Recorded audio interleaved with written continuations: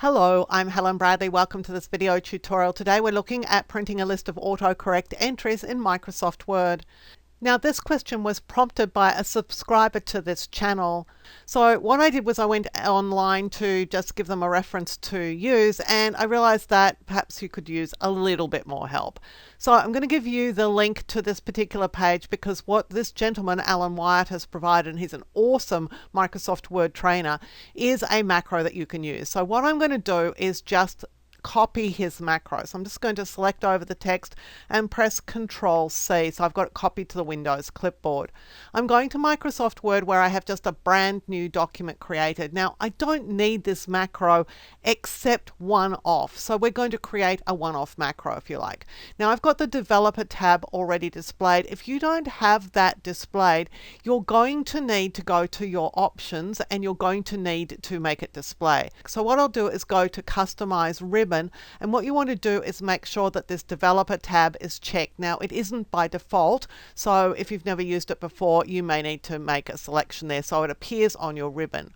So now let's go to the Developer tab and we're going to click Macros. And we need to create a macro. So I'm just going to call this Print AutoCorrect Entries. Now I'm using a different name to the one that he used, just simply so I can show you what's going to happen if you use a different name as well. So we're just going to select here from macros in. We're going to make sure that we're using the current document. For me, that's document 2. For you, it might be document whatever.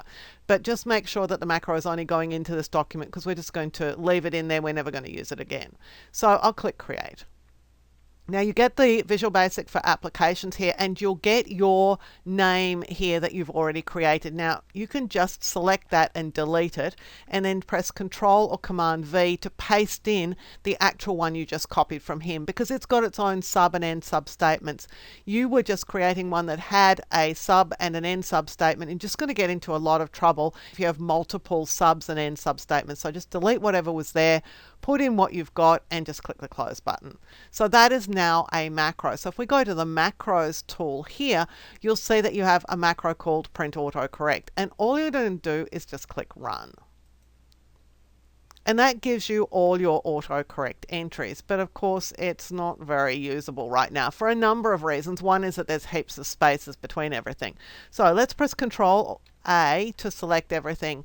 I'm going to the Design tab and I'm going to locate the 20,003 built-in design because that's just got single spacing. I use it when I want to clean up all the stupidity of these later versions of Word that add lines between everything. So I'm just going to select this 2003 one.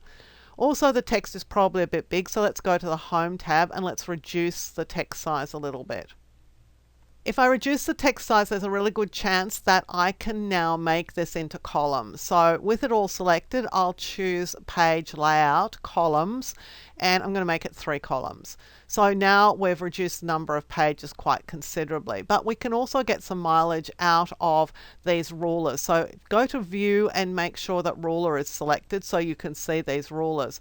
What we're going to do is decrease the top of the document and decrease the footer. So these are header and footer areas. We don't have headers and footers. We don't need them. We don't need that big an area. And you can also buy back a little bit of space by just increasing your margins. So I'm just going to pick up these margins here. There's the left margin. Just hover until you find it and just decrease it. And so now we've got this down to 5 pages. So there is now a list of all of my autocorrect entries, which I can now save and I can print. And that's basically it. You're going to find a piece of code and then you're going to make your own macro that will allow you to then run that macro, do what it is that you want to do. You've done it now, print it, and you're off and running. So I hope that's helped you. If you did enjoy the video, please give it a thumbs up. Click the subscribe button. I do occasional Word and Excel videos, so you'll find a bit of content on my channel which will be of help to you. Hit the notification bell, and please, if this is going to be of help to somebody else, share the video and comment. Tell me that you liked the video and that it worked for you. Until next time, I'm Helen Bradley. Thank you for joining me here on my YouTube channel.